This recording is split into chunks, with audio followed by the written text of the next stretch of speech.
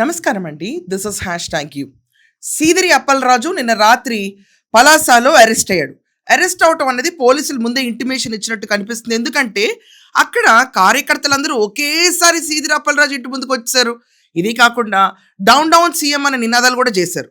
ఈ విషయాన్ని పక్కన పెడితే సీదిరి అప్పలరాజుకి నిన్న కొన్ని ప్రిఫరెన్సెస్ ఉన్నాయి. ఏంటంటే, నేను పోలీస్ కార్ ఎక్కను, నేను నా కారులో ఎక్కువస్తా అన్నాడు. అదేం కుదరదు, సవ్యంగా మా వెహికల్ ఎక్కని చెప్పి పోలీస్ వెహికల్ ఎక్కించి తీసుకొచ్చారు. వచ్చేటప్పుడు అతను కారు ఎక్కే ముందు అక్కడున్న ఫ్యాన్స్ అందరూ భుజాలపైన అతన్ని మోసి ఎత్తెత్తి పెట్టారు. దేనికో మనకు అర్థం కాదు. మొత్తానికి సీదిరిని తీసి బొక్కలో వేశారు. ఇమ్మీడియట్గా జగన్మోహన్ రెడ్డి పరుగో పరుగు. జగన్ గురించి వచ్చే ముందు ఇక్కడ వాళ్ళ మిసెస్ శ్రీదేవి గురించి చెప్పాలి. అసలు ఎందుకు అరెస్ట్ చేశారండి? రాజకీయ కక్షలేంటండి అసలు ఇవన్నీ? కక్షలు పెట్టి మా ఆయన అరెస్ట్ చేస్తారా? సిద్ధు చేశాడో లేకపోతే మా అబ్బాయి చేశాడో యాక్సిడెంట్ అంట. ఇప్పటికీ మారట్ల. సీదిరి అప్పలరాజు తన కొడుకు చేసిన యాక్సిడెంట్ విషయాన్ని పక్కన పెట్టి తన దగ్గర పనిచేస్తున్న ఒక ఎంప్లాయీ కొడుకు సిద్ధుని దాంట్లో ఇరికిస్తే పోలీసులు అతనే చేశాడేమో అనుకుని అరెస్ట్ చేసిన తర్వాత పెట్రోల్ బంక్ లో పెట్రోల్ కొట్టించుకుంటున్నప్పుడు ఈ అరవ వర్మని చూసిన తర్వాత సీదిరి కొడుకుని ఇతను కాదు కదా గుద్దింది సిద్ధు కాదు కదా అని బయటకు వచ్చిన న్యూస్ లో సీసీటీవీ ఫుటేజ్ మొత్తం బయటకు తీస్తే దెబ్బకి కోసాలు కదిలి సీదిరి కొడుకుని తప్పనిసరిగా సరెండర్ చేయించాల్సి వచ్చింది. వీళ్ళందరూ ప్రజలకి ఒక రాంగ్ ఇన్ఫర్మేషన్ ఇస్తున్నారు. ఈ సోకాల్డ్ అరవ వరం పైన పెట్టిన సెక్షన్స్ హిట్ అండ్ రన్ సెక్షన్సే. అది కాకుండా సీదిరి అప్పలరాజు పైన పెట్టిన కేసులన్నీ కూడా రాజకీయ కక్షల వల్ల పెట్టారని వాళ్ళ వైఫ్ అంటుంది. ఒక్కసారి ఏనండి.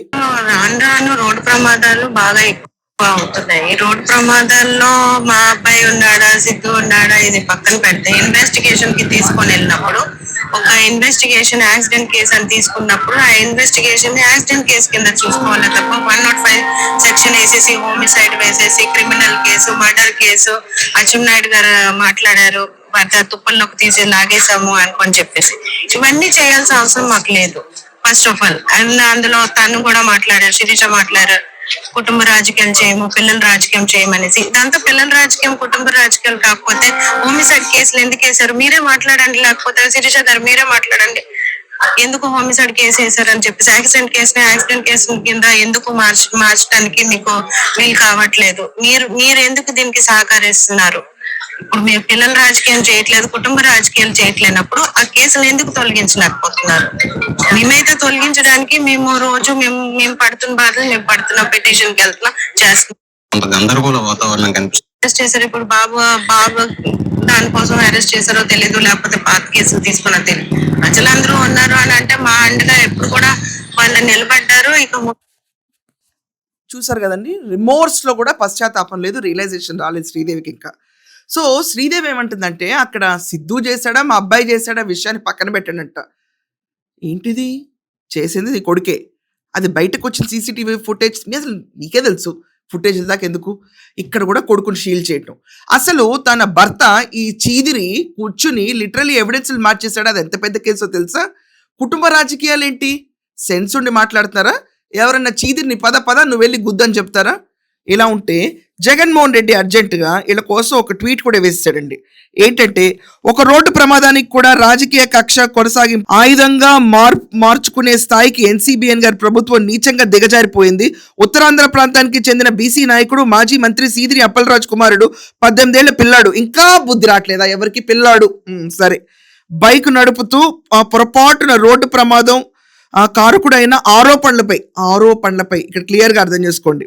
యాక్సిడెంట్ కు సంబంధించిన సెక్షన్లు కాకుండా ఏకంగా హత్య అభియోగాలు వేసి అరెస్ట్ చేసి రిమైండ్ కు పంపడం, ఆ తర్వాత ఇప్పుడు తన తండ్రి అప్పలరాజును కూడా అరెస్ట్ చేయటం చూస్తే ఒక వైఎస్ఆర్సీపీ నాయకుడు కుటుంబాన్ని రాజకీయంగా వేధించడమే చంద్రబాబు లక్ష్యంగా మారిందని, సీదిరి అప్పలరాజు గారు చేసిన పలు మంచి పనుల్ని వీటన్నిటిని ఏంటంటే చంద్రబాబు గారు లక్ష్యంగా మారింది. సీదిరి అప్పలరాజు చేసిన అసలు తప్పేంటి?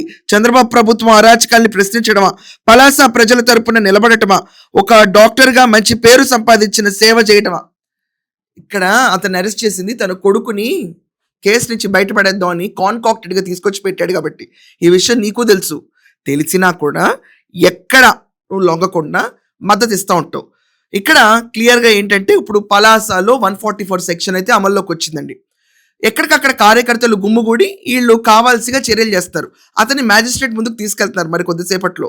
అక్కడ అతనికి మెడికల్ చెకప్ అంతా అవుతుంది ఐ గెస్. దాని తర్వాత మ్యాజిస్ట్రేట్ దగ్గరికి వెళ్తున్నాడు. ఈ క్యాండిడేట్ బయటకు రాడు. ఇది కుటుంబ నేపథ్యంలో ఎమోషనల్ డ్రామా పండిస్తుంది సీదిరి భార్య, దాని తర్వాత జగన్మోహన్ రెడ్డి. ఎన్ని వంటలు వండినా ఇక్కడ క్లియర్గా రాష్ట్రం అంతా చూసింది. అసలు మీరందరూ సిగ్గుపడి ముందు అక్కడ చనిపోయిన దానయ్య కుటుంబం దగ్గరికి వెళ్ళి మాట్లాడాలి. ఆ సిగ్గు వదిలేసి మమ్మల్ని ఎందుకు అరెస్ట్ చేస్తారు, రాజకీయాలు చేస్తారంటారేంటి? ఓకే, సీదిరిని వదిలేస్తే రేపు సీదిరి లాగా ఇంకో 100 సీదిర్లు పనులు చేస్తారు, చీత్కారమైన పనులు చేస్తారు. ప్రభుత్వం వాళ్ళని అరెస్ట్ చేయకుండా సీదిరిని వదిలేస్తామని నేను వదిలేస్తామని చెప్తే సరిపోతుందా? సీదిరికి ఒక కొత్త చట్టం ఉంటుందా? కష్టపడి పశువుల డాక్టర్ అయితే కొత్త చట్టం ఉంటుందా? మానసికంగా అతనికి ఏదో ప్రాబ్లం ఉంది సీదిరికి.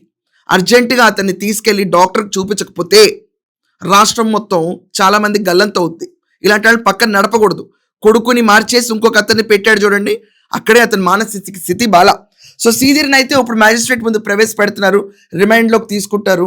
మొత్తం కేసు ఇన్వెస్టిగేషన్ బాగా చేద్దామని ట్రై చేస్తున్నారు. ఎట్ ద సేమ్ టైం పలాసాలో 144 సెక్షన్ ఉంది. మీ ఒపీనియన్ ఏంటి సీదిరి భార్య చేసిన కమెంట్స్ పైన, జగన్మోహన్ రెడ్డి సపోర్ట్ పైన? That's all for now. Thank you.